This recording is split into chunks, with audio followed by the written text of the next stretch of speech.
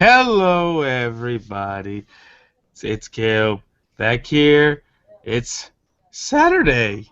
Uh, so real quick, me and the boys, Paulie and Chris.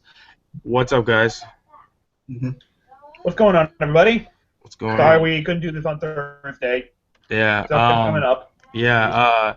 No, I was ready, but the CW app on my phone was screwing up, so I couldn't watch the rest of Arrow. And the ending was very important to this week, so Yes. So real quick, I just want to say we are gonna do our recap right now. Maybe about an hour from now, hour and a half, or whenever we're up for it. We will do the our regular show. It's probably gonna be just the three of us talking about Power Rangers for an hour, hour and a half. Just giving our favorite seasons and stuff. But that's gonna be later on in the night. This is our Flash and Arrow recap. Um, okay week. I really enjoyed the Flash episode, but the Arrow episode, there's stuff that we have to talk about. So let's just hop right into Flash because it does come on before Arrow. So, Polly, real quick, give me your opening thoughts on this week's episode of Flash. I enjoyed it. Nice episode. A lot of funny moments. Harry gets a chance to sing and sing. Obviously, he's no stranger to that, being the fact that Grant Gustin was on Glee. He can sing. So that was kind of funny seeing Caitlin get all drunk, having them all happy. Oh, Nice moment. real quick, if you don't. And I love the line that he says. He looks right at her and says, I'm really not a singer." And it's like, wait, but he is a singer. It's like, Yes, he is. You it can't was be on very Glee subtle. unless you're a singer, so that's kind of funny. Go ahead, Paulie. Go ahead. All right, so yeah, I mean, there were a lot of like really good moments between Barry and Caitlin to the point that I'm wondering, I wonder if those two are going to have a relationship at some point because they got some great natural chemistry between the two. So I mean, maybe that's something that can happen. I don't think that ever happened in the comics, but I mean, who knows? That's something they might try here on the show. I would certainly wouldn't have a problem with it. Um, so yeah, all around, just a great episode. Not a whole lot to talk about. Looks like Iris and the Flash are trying to get back on good terms, all that.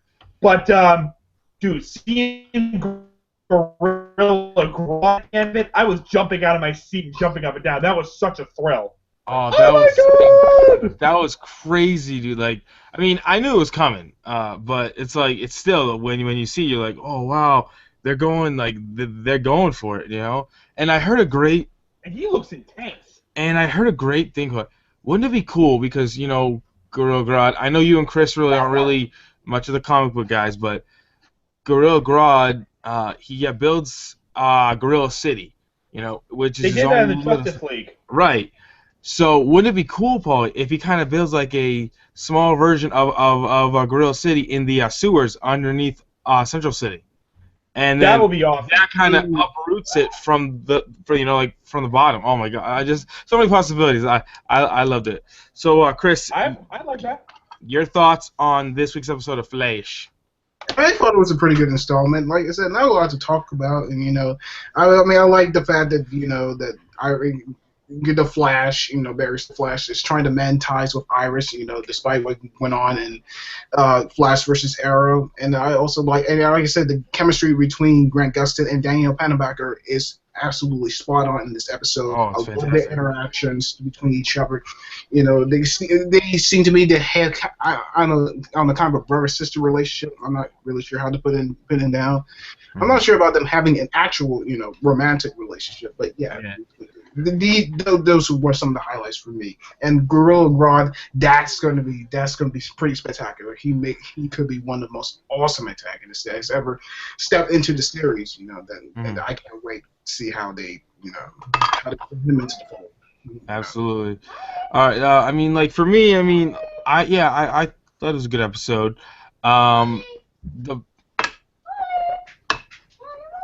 whatever he's yelling. The best part of it for me, you guys, was the chemistry between Barry and Caitlin was awesome, spot on. Like you guys said, you really felt it there. You really felt the vibe. I felt it more from them than I did from from Barry's new love interest, Linda Parker, Linda Park, whatever her name is. I don't think they've gotten. Well, they haven't gotten that far yet. I think. And they did just meet. So I mean. some of the things I really liked, it was really funny. Like the one where he's like, "Did you sneak a peek?" And he's like, "No, I didn't sneak a." No. He probably did. I mean, come on now. Well, one thing I noticed that there was kind of a continuity thing. But do you remember the start of the last couple episodes? Barry has said in the opening monologue, like, my name is Barry Allen, and I'm not the fastest man alive. At the start of this episode, it was I'm Barry Allen, and I'm the fastest man alive. I just found that weird. I'm like, well, why'd you change it? He hasn't beaten the Reverse Flash yet. Well, I mean, that was a small little nitpicky thing. And then, I mean, I grew up at the end. I mean, my God. But another villain of the week. Are we like there was no there was no overarching thing in this episode. It was just another villain of the week thing, which I didn't like. To be fair, there wasn't much of that in season 1 of Arrow either. I mean, keep something in mind. They're still trying to get their legs under them on Flash. I think maybe when season 2 starts, they'll have more of an overarching thing to it. I just hope that it starts like ramping up soon. I did love one of my favorite people in this episode was John Wesley Shipp, Barry's father. Oh, he was fantastic in this episode. Yes, indeed. And the scene between Grant Gustin and John Wesley Shipp, where pretty much Barry, he doesn't tell him he's a Flash, but his dad's not stupid and he figures it out. That scene was powerful to me. I really enjoyed that. Yes, it was. I nearly started crying at that. That was it was a great scene. I mean, I just thought it was great. And I'm really starting to like Barry's father character. Am I secretly praying that he's the Jay Garrick Flash? Yes, that would be awesome. But if they were to get rid of Joe, which I really am thinking that they're gonna do, and they're gonna replace him basically with Barry's father getting out of jail at the end of season 1, I'm starting to warm up to the idea, even though I don't want to lose Joe. And Iris West is still the worst character in this show. So, but yeah, the Gorilla Grodd, man. Oh man, that was awesome. That was really. I was seeing some still images of that on Facebook a couple days ago, where they were like kind of brightening up the images of him, so you get a slightly clearer look at Grodd. Mm-hmm. He looks so intense, like he looks evil, man. Like you do not want to mess with this guy. So I'm like, oh, I cannot wait for this guy to make like a full appearance in the show. I can't wait. I can't wait to hear him speak, Paul. I just want to hear him speak. That would be even better. That'd be so like menacing and like, man, I want that so bad. So overall, how much you want to wager that's how season 1's gonna end? Like they beat the Reverse Season 1's Flash, gonna end with him talking, and then the end credits. No, with Gorilla Grodd speaking. Yeah, I know. I'm saying at the end of the season finale, Paul, all you see is the camera pan down into the sewers, and then you see this little city under there, probably, and you see Grodd, and he says, "Now it's the rise of Gorilla City," and then it just ends. Yes. Like I might revolt because I'd be like, now I gotta wait like 5-6 months for it to come back, no. But I mean, it would good be a perfect ending. It would be very good episode. So yeah, it was good. So let's move over to Arrow. Now, Paul, I know you need to rant. I know this was not a great episode of Arrow. It really wasn't, honestly. It was a great episode, actually. I thought the fighting was good, but I think a lot of the continuity really didn't make sense. A lot of the characters really aggravated me in this episode. The stupidity in this episode was ridiculous. Oh my God, yes. Felicity was one of the worst things about this episode. Probably, I'm sorry, she was. No, I agree with you. You agree with me? I agree. Yes, as well. I do. Okay, cool. Okay, well, that's that. Okay, cool. Like, listen. We love Felicity, but this was the worst episode that she's ever been in, easily. Absolutely. Hands down. And I wouldn't even blame it on Emily Bett. I would blame it on the writing. I thought she was wrote horrible in this No. episode. So Yeah. Paulie, the floor is yours. Give us your rant. Give us all your thoughts on this week's episode of Arrow. Okay, well, like I said, it wasn't a terrible episode per se. Diving a little more into Merlin's background was nice. I thought the fight sequences were awesome. It reminded me a lot of like the season 2 finale, like the League of Assassins squaring off again, Deathstroke and his men. So just seeing like this army of regular people taking down Brickwell and his men. The speech that Oliver gives when he come back, a little touching. I promise you never to fail you again. Like, yes, very well done. I found it interesting that Captain Lance knew who Roy was the whole time. It's like, okay, you know that. How do you not know who Oliver is if you know who Roy is? Like, let's go. Sid made an interesting point, like pointing out that to Captain Lance, listen, Captain, I don't know who you think that canary is, but it ain't Sarah. I know Sarah. That ain't Sarah. So it's like, okay, how long is she gonna be able to keep this up? About time, Paulie, huh? He's actually gonna find out, maybe. I don't know. We will see. It might be a couple episodes. I'm starting to get wind. Like, wait a minute. What is she talking about? How is that not Sarah? But it wasn't a terrible episode per se. It wasn't okay. But I mean, what happened at the end just aggravates the hell out of me. So bullshit. I'm gonna build it up a little bit. So Oliver comes back. He was gone 2.5 episodes. I feel sorry for everyone who was stupid enough to think they killed him off completely. Real quick, I want everyone everyone that thinks that Oliver just came back after like 3 days. No, it in the show's time, it was like a month. It was like a month. He was gone a whole month. So it took him weeks and weeks to recover. It wasn't just like here's a bandage on there, all set. No, he had to recover for at least a month. So yeah, but in the span of like the episode, it was 2.5. Right.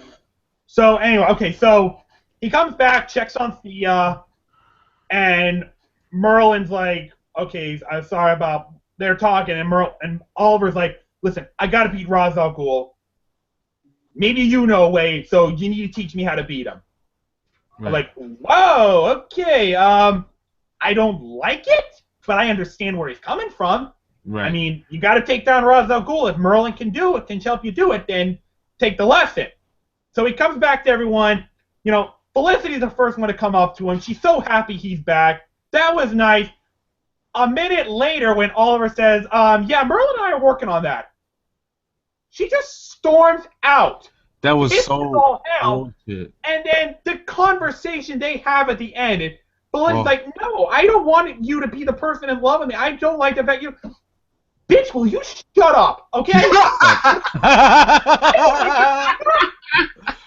I don't like the idea either. Oliver teaming up with Merlin who put his sister in this scenario? I don't like it. But like I said, I get it. Ra's al Ghul needs to be stopped. Oliver needs to stop him. If Merlin can help him do it, okay, fine. Well, probably it's just kind of look like her character, her character being selfish. Please, I don't want you to get involved in Merlin. The needs of many outweigh the needs of the few. The needs of the few. That is Star Trek classic. Thank you, Scott. So, I mean, I lost so much respect for Felicity at that point. To the point where if she keeps up this attitude, Caleb, you know how you've been speculating that there's a chance she may get killed off at the end of the season? You've been speculating that? Yeah. If she keeps up this selfishness, I won't care. Much as I love Felicity, if she keeps up this selfishness, I won't care if she dies. That was like, it was one of those things, however, I looked at it and I was like, what? Are you serious? It's like Felicity. The enemy of my enemy is my friend. Is my friend, exactly. You know, he's using Merlin. She needs to trust Oliver that he knows what he's doing.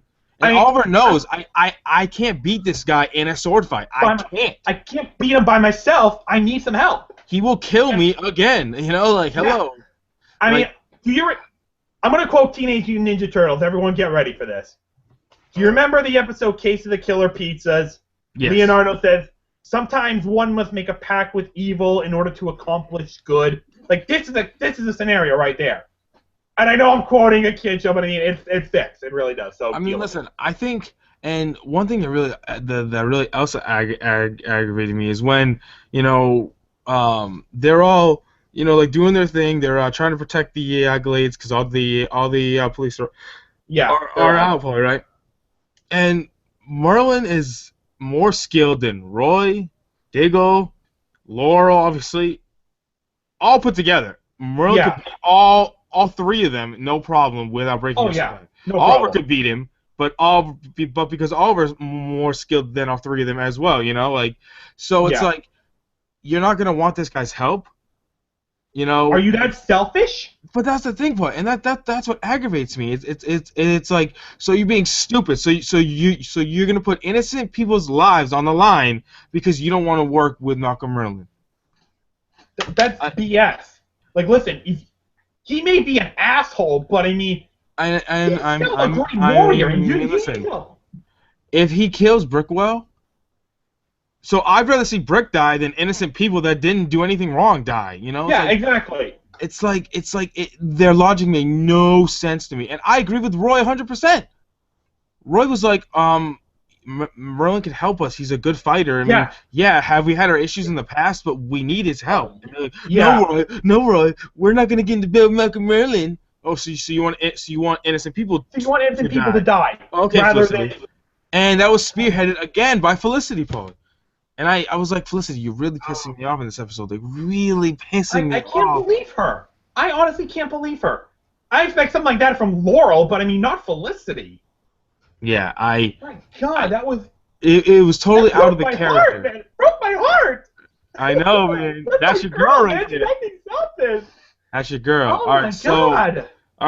All right. So, Chris, I'm gonna toss it over to you, man. Give me your thoughts on this week's episode of Arrow. Mm-hmm. It was kind of an okay episode. I mean, it wasn't spectacular in so many ways.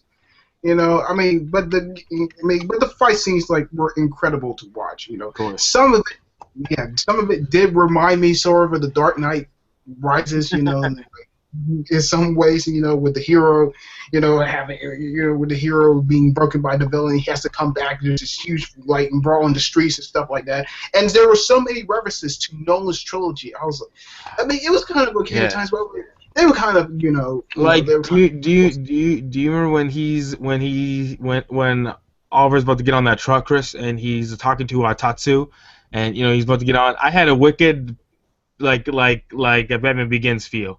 Like that's what, because but Mark Guggenheim, Greg Berlanti, who are Berlanti is the showrunner, and Guggenheim's one of the writers, and he's also one of the showrunners, have said they take huge liberties from Nolan's trilogy, because basically Oliver Queen, aka Green Arrow, is the Batman of this universe. Yeah. Which, you know what, that's fine. But I mean, I just got those vibes, man. I just got a Batman, and like you said, a Dark Knight Rises, because what's funny is this episode of Arrow is based off the Batman comic book No Man's Land. Right. Yeah. That's when Bane breaks Batman's back. Well, yeah, and it's when Joker cuts off Gotham from the rest of the world. And Batman has to go through, and he has to save Gotham from within, which is funny because Dark Knight Rises, the movie, is also based off the No Man's Land comic. So, stuff like that. But just some things really bother me. Yeah, like Wildcat getting his butt whooped was. Yeah. That was like. Like. He's like beating on Brick, and then Brick just goes to town and almost kills him. I'm like, what was that? And the one thing, probably, the one cardinal sin that the CW did, they put Oliver a little of a speech and him shooting the arrow and gliding away after he makes his speech. They put it in the promo. That should have been not in the promo. That should have been like nobody knew that was gonna happen. Him showing up. I saw him shooting the arrow. I didn't see him gliding away in the promo. I saw him shooting the arrow in the promo, not gliding away in the promo. I thought I saw him gliding away because I don't think any of that should have been shown. I don't think any of that should have been shown because that should have been a surprise. That just gives it away. Oh, and something I really liked. Okay, so we all know that next week's episode is called Canaries. It's the end of the Rise of the New Black Canary. Laurel. Yay. whatever. At least that Hey, will she's still, be at least she's still getting her ass handed to her more often than not. So I mean, she's still a noob at this. back for. At least we'll get Katie Lotz back for one episode, so that's good. Yes. That was so. But you know Oh, what's hold on. crazy, you guys? Chris, what do you want to say? that was Nightfall. Yeah, that was Nightfall when Bane breaks that man's back. Yeah. Yeah. Stephen Amell and Greg Berlanti have come out, Paul. So everyone knows that this was the Rise of the New Canary. Yeah. The next 4 or 5 episodes, the end of the season, Mm-hmm. they're calling it the Rise of the Emerald Archer. Meaning, Who's the? Okay. Emerald Archer is a Green Arrow, actual Green Arrow. So I All think right. he's finally gonna make a transition. He is gonna do what we wanted probably for so long. Take that step from the Arrow to Green Arrow, and that's what people are gonna call him. That's what Thank God. people seeing him make that speech, probably they're gonna say, and he's in the green. They're gonna say Green Arrow. I really think that's what that was made Oh, thank goodness. to signify. It's like our Yes. Green Arrow is here to save us. He is here to protect us. Yeah. And I don't know if you guys noticed, Lance called Felicity, and she's like, "Oh, I'll get Arsenal on," and he's like, "Arsenal?" You know, like I thought that was really cool. You know. Yes. All right. So But guys, real quick, have you seen the pictures of Brandon Routh in the Adams suit, and what do you think about it? I think it looks cool. haven't seen them yet. He's Yeah. pretty cool looking. I got hopes for him. I like Brandon Routh as Ray Palmer. I like him. Episode 18 of the Flash probably is going to be a Flash and Adam crossover. Yeah, I know. I was reading about that. That should be fun. So yeah, and that's probably when he's going to shrink for the first time. That'll be nice to see. So, because I'm not sure if he's going to shrink on Arrow. So, but yeah. So overall, guys, I thought it was a good week for Flash and Arrow.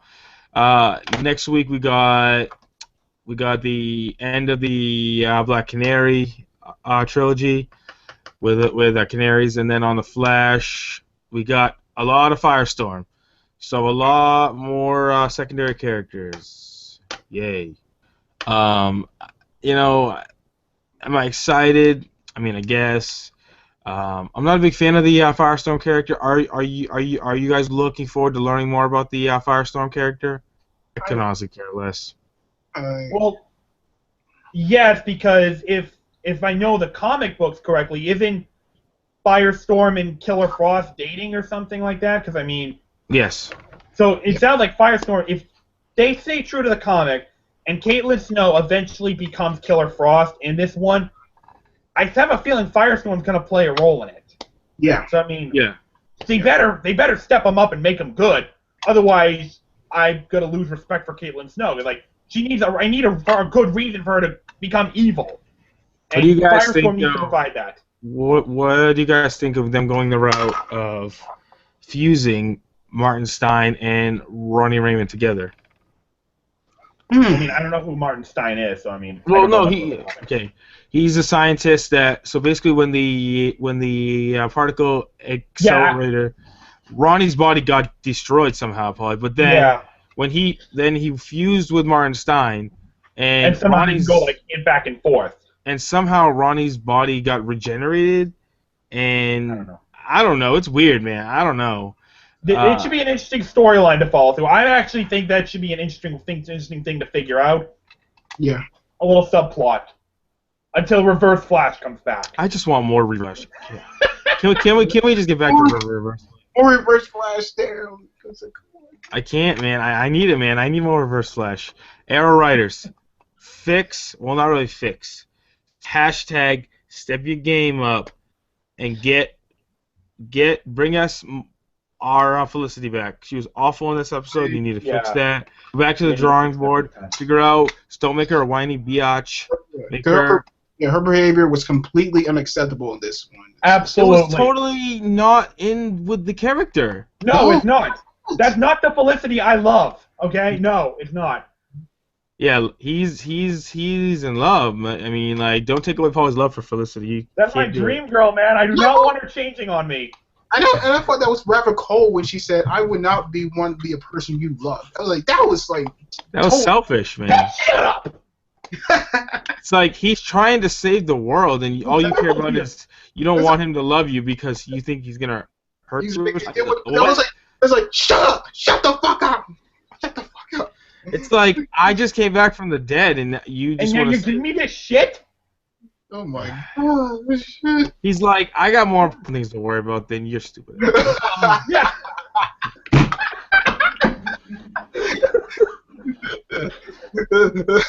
Oh. So, all right, guys. So that's just our quick thoughts on Flash and Arrow. Let us know in the comments. Let us know what you guys thought, and hit us up. I mean, we love talking about this stuff. We love both of these shows. Look out for in a little while. We're gonna come back with the main show. Just talking some Power Rangers. It's gonna be a light week. We've been trying to get back on track, guys, with schedules and stuff. And look out for next week, guys. I want to give a quick shout. Actually, you know what? I'll tease that on the main show when we get there. So, guys, we'll be back maybe hour and a half to be on the main show. Okay. So this is Kev Tufts. I'm Paul English. I'm Chris Miller. And you guys have a good day. Peace. All right. All right.